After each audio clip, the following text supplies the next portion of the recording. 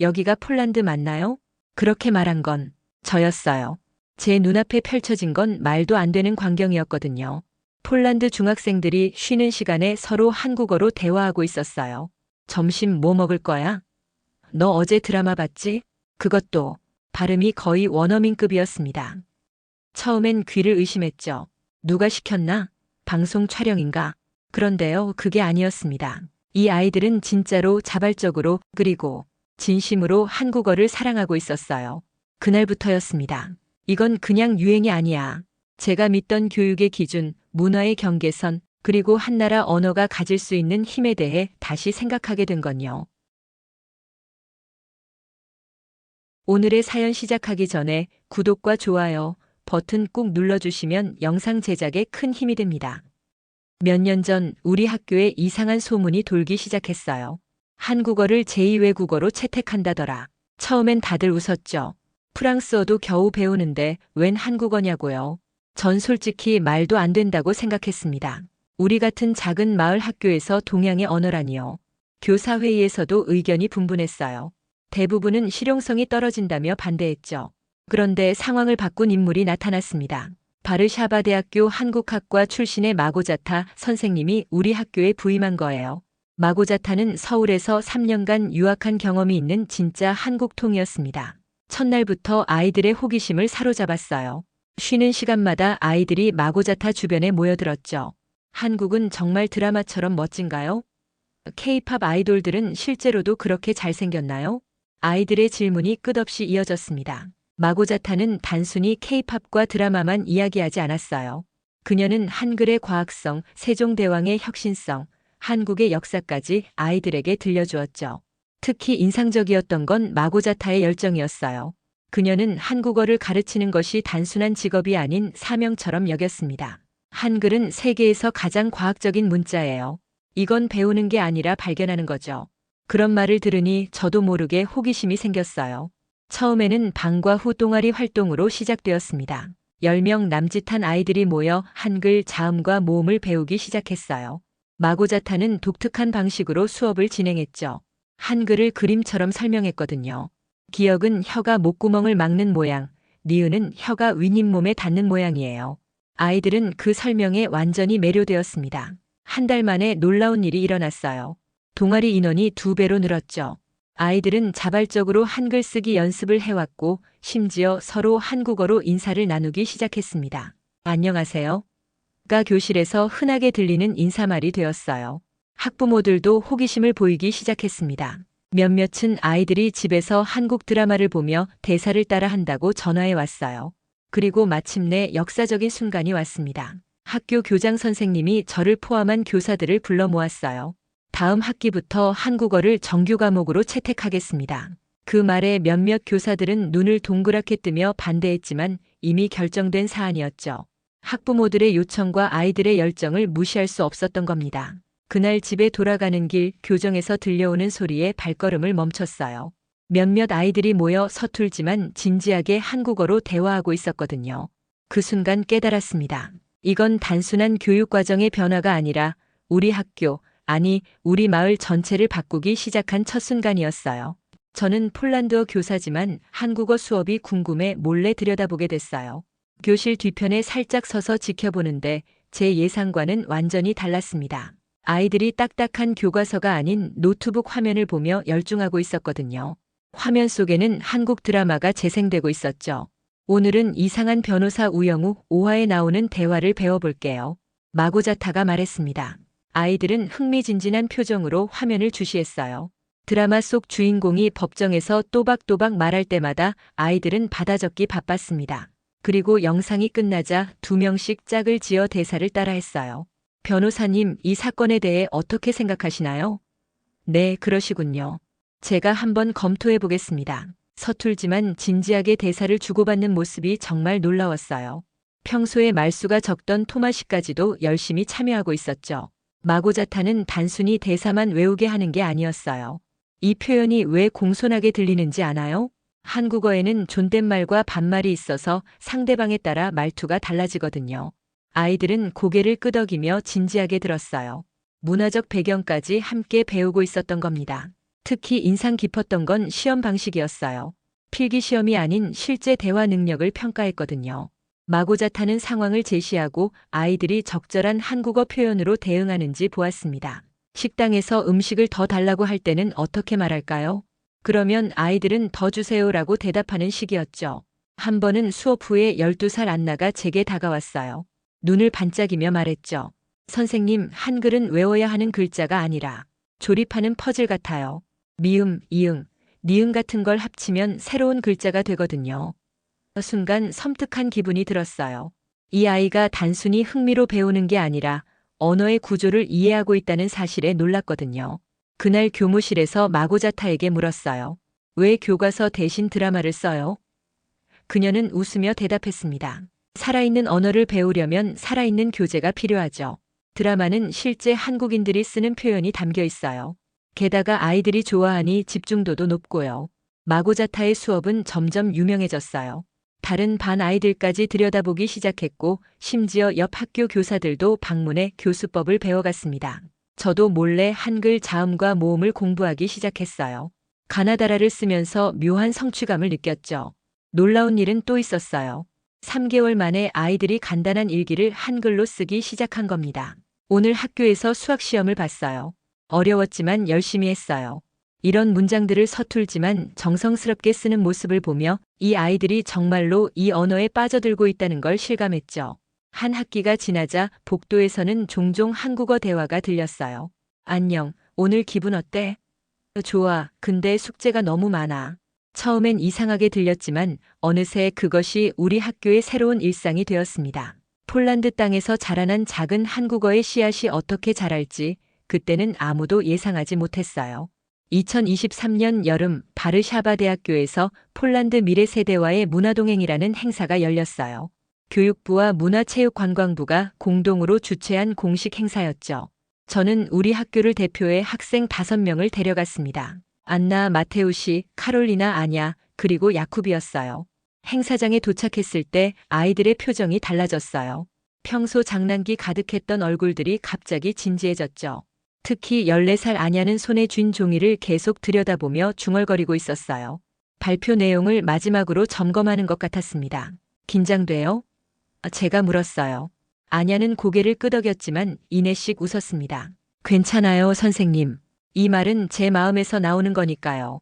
그 말에 저도 모르게 가슴이 뭉클해졌어요. 행사는 성대했어요. 바르샤바 대학교 강당에는 각국 대사관 관계자들과 교육부 인사들이 가득했습니다. 한국 대사님도 오셨고 문화체육관광부 장관님까지 참석하셨죠. 폴란드와 한국의 문화교류에 관한 여러 발표가 이어졌어요. 드디어 학생 발표 순서가 되었습니다. 아냐가 무대에 올라갔어요. 긴장한 기색이 역력했지만 마이크 앞에 서자 숨을 깊게 들이마시더니 전부 한국어로 말하기 시작했죠. 안녕하세요. 저는 바르샤바 근교 작은 마을에서 온 아냐입니다. 저는 언젠가 한국의 외교관이 되고 싶습니다. 그 다리는 언어로 놓을 수 있다고 믿어요. 순간 행사장이 조용해졌어요. 모두가 이 어린 폴란드 소녀가 유창한 한국어로 말하는 모습에 놀란 것 같았습니다. 아냐는 계속해서 한국어로 자신의 꿈을 이야기했어요. 어떻게 한국 드라마를 통해 한국어에 관심을 갖게 되었는지, 한글이 얼마나 아름다운 문자인지, 그리고 언어가 어떻게 두 나라를 이어주는 다리가 될 수 있는지에 대해 말이죠. 발표가 끝나자 박수 소리가 터져 나왔습니다. 문화체육관광부 장관님이 직접 무대로 올라와 아냐의 손을 잡았어요. 여러분은 문화가교입니다. 이런 젊은이들이 있어 우리의 미래가 밝습니다. 그 말에 행사장에서는 눈시울을 붉히는 어른들도 있었어요. 저도 모르게 박수를 치고 있었습니다. 가슴이 벅차올랐어요. 이 순간 제가 가르치는 아이들이 단순히 외국어를 배우는 게 아니라 세계와 소통하는 법을 익히고 있다는 사실을 깨달았거든요. 이건 유행이 아니라 세대를 바꾸는 언어였어요. 행사가 끝난 후 한국 대사님이 아이들에게 다가왔습니다. 정말 놀랍군요. 폴란드에서 이렇게 한국어를 사랑하는 학생들을 만나다니. 아이들은 쑥스러워하면서도 자랑스러운 표정이었어요. 대사님은 우리 학교를 직접 방문하겠다고 약속하셨죠. 귀가하는 버스 안에서 아이들은 흥분을 감추지 못했어요. 마테우 씨가 말했습니다. 선생님, 저도 한국어 공부 더 열심히 할래요. 나중에 한국 회사에서 일하고 싶어요. 카롤리나도 고개를 끄덕였죠. 저는 한국 문학을 번역하는 사람이 될 거예요. 그날 밤 집에 돌아와 창문을 열고 별을 바라봤어요. 마음속으로 생각했죠. 이 아이들이 언어를 통해 새로운 세계를 만나고 있구나. 그리고 그 세계는 그들의 꿈을 바꾸고 있어. 그 생각만으로도 눈시울이 뜨거워졌습니다. 다음 날 학교에 도착하자 놀라운 일이 벌어졌어요.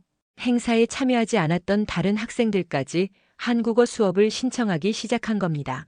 아냐의 발표 영상이 학교 SNS에 올라갔고 모두가 그것을 보았던 거예요. 한국어는 이제 우리 학교에서 가장 인기 있는 제2외국어가 되었습니다. 그러던 어느 날 교실 문이 열리고 낯선 얼굴이 들어왔어요. 서울에서 온 교환학생 한지우였습니다. 까만 머리에 환한 미소를 짓고 있었지만 눈빛에는 불안감이 역력했어요.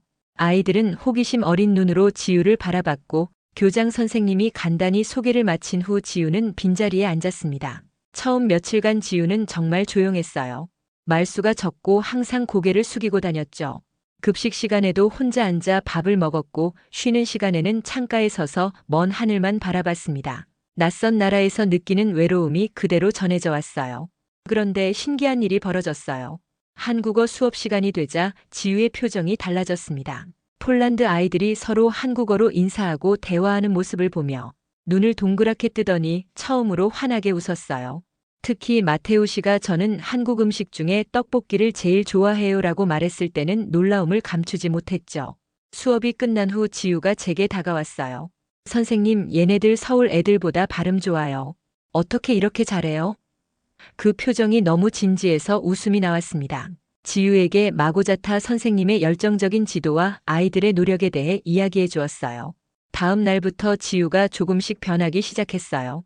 수업 시간에 손을 들어 질문하기 시작했고 폴란드 아이들이 틀린 발음을 부드럽게 교정해 주었죠. 아니에요. 이렇게 발음해야 해요. 감사합니다. 지우의 목소리에는 더 이상 불안함이 없었어요. 누군가를 가르치는 즐거움을 느끼고 있는 것 같았습니다. 일주일이 지났을 때 급식실에서 놀라운 광경을 목격했어요. 지우를 중심으로 여러 폴란드 아이들이 모여 한국어로 대화를 나누고 있었던 겁니다.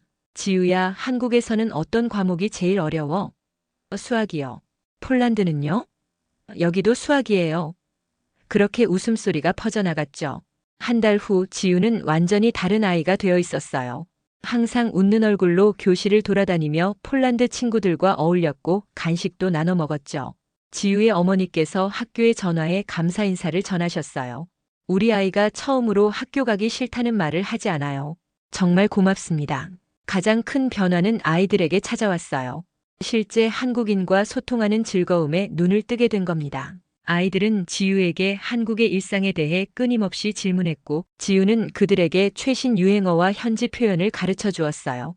이건 교과서에 없는 말이에요. 친구들끼리만 써요.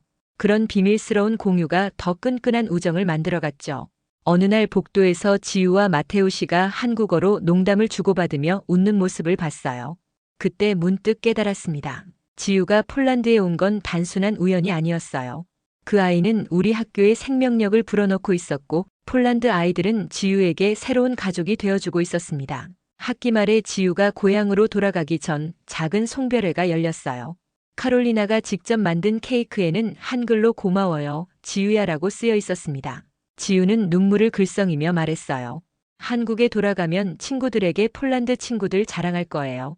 여기서 보낸 시간은 평생 잊지 못할 거예요.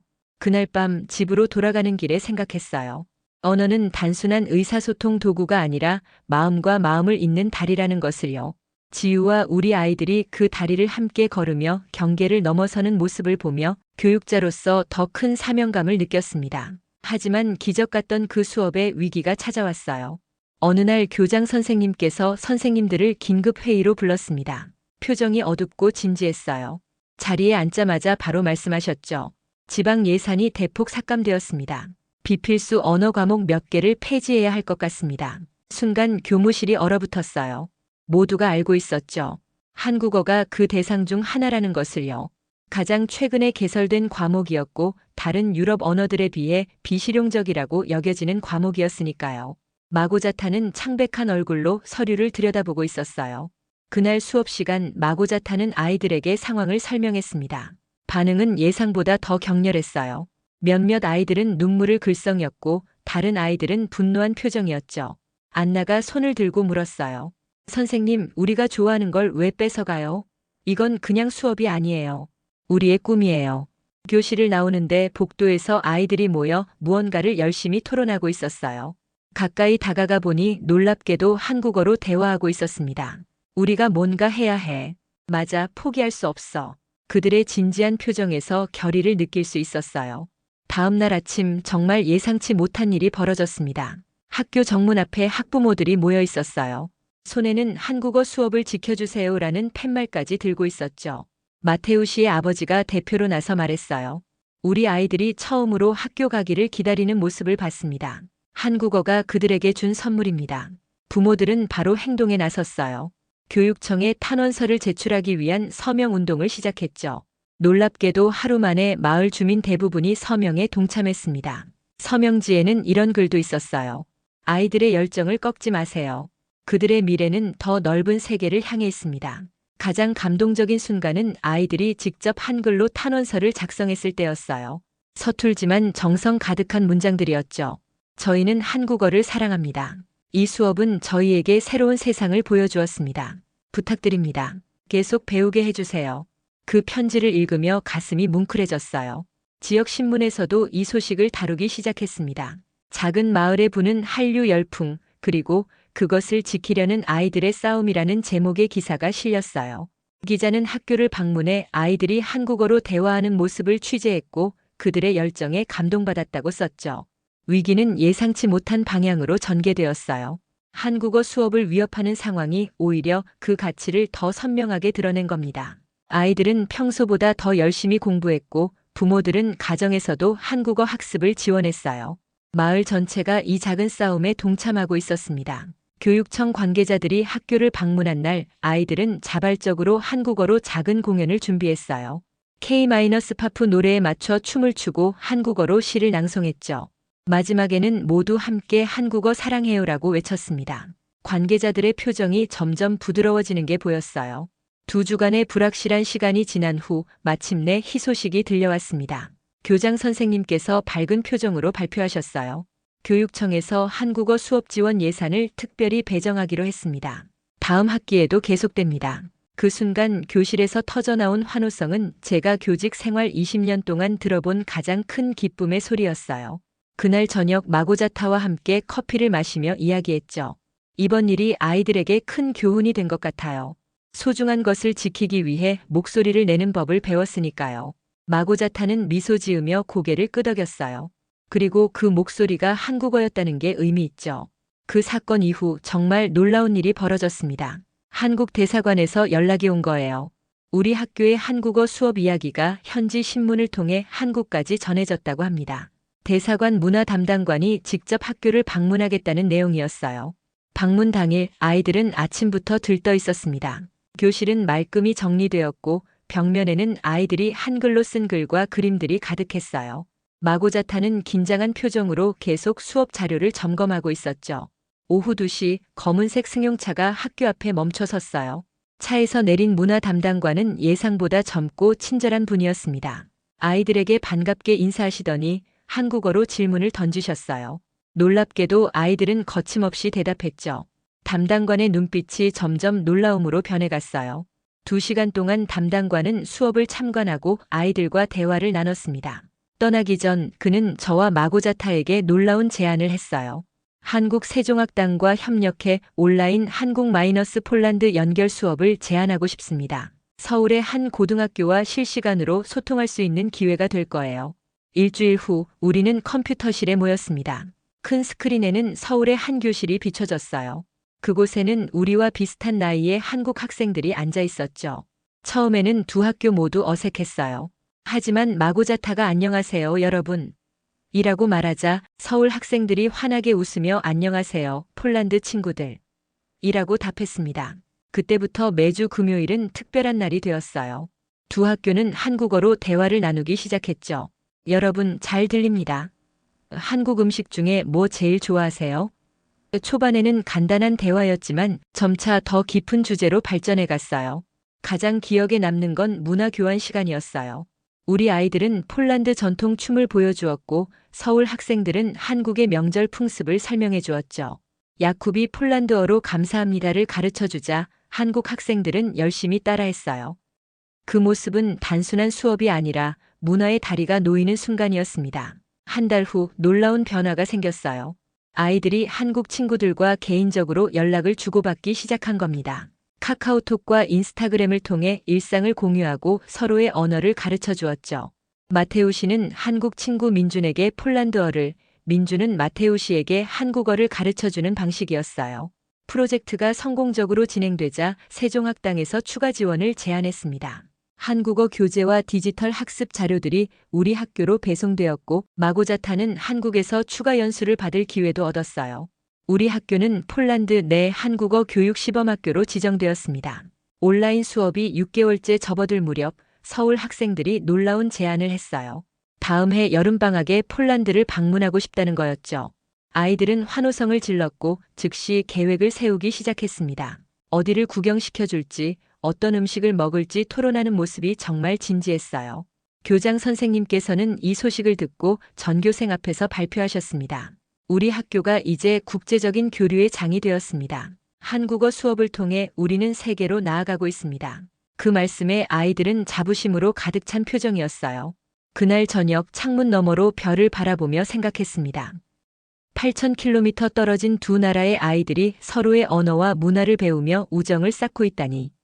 이건 단순한 언어 학습을 넘어선 진정한 세계 시민으로 성장하는 과정이었어요. 작은 시골 마을에서 시작된 한국어 수업이 이렇게 큰 파장을 일으킬 줄은 누구도 예상하지 못했습니다.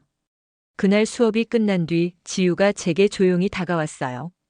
교실은 이미 대부분의 아이들이 떠나고 텅 비어 있었죠. 지우는 잠시 망설이더니 진지한 표정으로 말했습니다. 선생님, 이 아이들 언어만 배운 게 아니에요. 한국인의 마음도 같이 배운 것 같아요. 그 말의 순간 가슴이 뭉클해졌어요. 지우의 눈빛에는 진심이 담겨 있었습니다. 지우는 계속해서 말했어요. 한국에서는 말보다 행동으로 마음을 표현하는 경우가 많아요. 이 친구들이 그걸 어떻게 알았는지 신기해요. 사실 저도 최근 아이들에게서 특별한 변화를 느끼고 있었어요. 단순히 한국어 문법이나 단어를 외우는 것을 넘어 언어 속에 담긴 문화와 정서까지 자연스럽게 흡수하고 있었거든요. 가장 인상적인 사례는 바로 다음 날 일어났습니다. 카롤리나가 며칠째 학교에 나오지 않았어요. 독감에 걸려 집에서 쉬고 있다는 소식이 들려왔죠. 평소 같으면 아이들은 단체 메시지로 빨리 나아라는 말을 전하고 끝냈을 테지만 이번에는 달랐어요. 안나와 마테우 씨, 야쿠비 머리를 맞대고 무언가를 계획하는 모습이 보였습니다. 다음 날 아침 아이들이 작은 도시락 통을 들고 왔어요. 수업이 끝난 후 그들은 제게 다가와 물었습니다. 선생님, 오늘 카롤리나네 집에 같이 가주실 수 있어요? 궁금함을 참지 못하고 함께 가기로 했죠. 카롤리나의 집 앞에 도착했을 때 안나가 조심스럽게 도시락 통을 열었어요. 그 안에는 직접 만든 김밥이 예쁘게 담겨 있었습니다. 조금 모양은 엉성했지만 정성이 가득 담긴 김밥이었어요. 그리고 야쿱은 한글로 쓴 손편지를 내밀었죠. 카롤리나가 문을 열고 친구들을 보자 놀란 표정이었어요. 안나가 김밥을 건네며 말했습니다. 한국 드라마 보면 이럴 때 김밥 주잖아요. 그래서 저도 해봤어요. 유튜브 보고 만든 거라 맛은 모르겠지만. 카롤리나의 눈가에 눈물이 맺혔어요. 그 순간 저는 눈물이 핑 돌았습니다. 이 아이들이 익힌 건 문법이 아니라 한국인의 정이었어요. 누군가를 생각하는 마음, 그 마음을 행동으로 표현하는 방식까지 자연스럽게 배워가고 있었던 겁니다. 집으로 돌아오는 길에 마테우 씨가 말했어요. 선생님, 한국어 배우면서 제일 좋은 건 새로운 방식으로 친구들을 생각하게 된 거예요. 그 말에 고개를 끄덕였습니다. 언어는 단순한 의사소통 도구가 아니라 세상을 바라보는 새로운 창문이 되어주고 있었어요. 학교에서는 점점 더 많은 한국식 우정의 사례가 늘어갔습니다.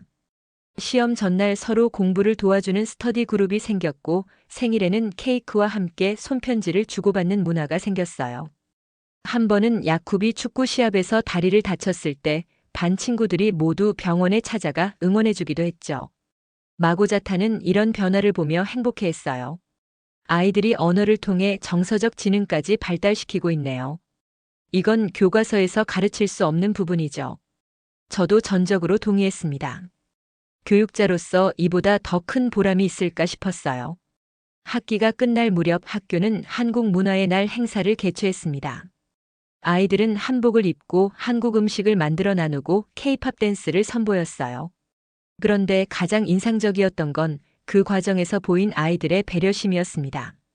서로를 챙기고 힘든 친구를 도와주고 함께 기뻐하는 모습이요. 그날 밤 집으로 돌아가는 길에 생각했어요. 우리가 아이들에게 한국어를 가르치려 했는데 오히려 아이들이 우리에게 진정한 교육의 의미를 가르쳐주고 있었던 건 아닐까? 언어는 단어와 문법을 넘어 마음과 마음을 잇는 따뜻한 다리가 될 수 있다는 것을요. 이제 우리 학교에서는 국어보다 한국어로 말하는 아이들을 보는 게 낯설지 않습니다. 복도를 걸어가다 보면 오늘 숙제 다 했어? 응, 근데 수학은 너무 어려웠어. 같은 대화가 자연스럽게 들려와요. 처음에는 신기했던 풍경이 이제는 일상이 되었죠. 학교 행사 때마다 한국 문화의 요소들이 자연스럽게 스며들었어요. 연말 축제에서는 여러 명의 여학생들이 한복을 입고 등장했고 세종대왕의 업적에 대한 발표회도 열렸습니다. 심지어 학교 뒤뜰에 작은 김치 텃밭까지 생겼어요. 지우가 남기고 간 배추 씨앗으로 시작된 작은 정원이었죠. 가장 인상적인 변화는 아이들의 미래에 대한 시각이었어요. 예전에는 대부분 지역 내에서 직업을 찾거나 기껏해야 바르샤바나 크라쿠프 같은 대도시로 진출하는 것을 목표로 했었죠. 하지만 이제는 다릅니다. 야쿱은 한국 대학에서 유학하고 싶어요라고 말하게 되었고 안나는 장래 희망을 한국 문화예술 콘텐츠 기획자로 바꿨어요. 어느 날 마고자타가 교무실에서 흥미로운 소식을 전했습니다. 지난 학기 졸업한 마테우 씨가 바르샤바 대학교 한국학과에 합격했대요. 대사관 장학금까지 받았다고요. 그 소식은 우리 모두에게 큰 자부심을 안겨주었어요. 우리가 시작한 작은 씨앗이 아이들의 삶에 실질적인 변화를 가져오고 있었으니까요. 학부모 회의에서도 변화가 느껴졌습니다. 처음에는 왜 하필 한국어인가라고 의문을 제기했던 부모님들이 이제는 우리 아이가 한국어 덕분에 자신감을 얻었어요 라고 말하게 되었죠. 한 아버지는 아이가 집에서 한국 드라마를 보면서 공부하는데 덕분에 저도 요리 프로그램 보는 재미에 빠졌네요 라며 웃었어요. 이제 우리 학교는 폴란드 전역에서 주목받는 교육 혁신의 사례가 되었습니다. 다른 학교 교사들이 견학을 오고 교육부에서도 우리의 사례를 연구하기 시작했어요. 한국어가 정규 교육과정으로 채택될 가능성도 논의되고 있다고 하더군요. 지난주에는 특별한 방문객이 있었어요. 서울에서 교육 관련 다큐멘터리를 제작하는 팀이 우리 학교를 찾아왔습니다. 폴란드 아이들이 한국어로 대화하는 모습을 촬영하고 아이들의 이야기를 들었어요. 카메라 앞에서도 아이들은 자신감 넘치게 한국어로 자신의 꿈을 이야기했죠. 저는 한국과 폴란드 사이의 문화 교류를 돕는 일을 하고 싶어요. 저는 한국어 교사가 되어 더 많은 폴란드 아이들에게 한글을 가르치고 싶어요. 저는 한국 회사에서 일하면서 우리 마을의 제품을 한국에 소개하고 싶어요.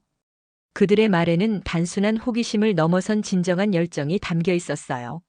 한국어는 이 아이들에게 단지 언어가 아니라 새로운 정체성이자 가능성이 되어가고 있었습니다. 이제 저는 확신합니다. 언어는 단순한 소통 도구가 아니라는 것을요.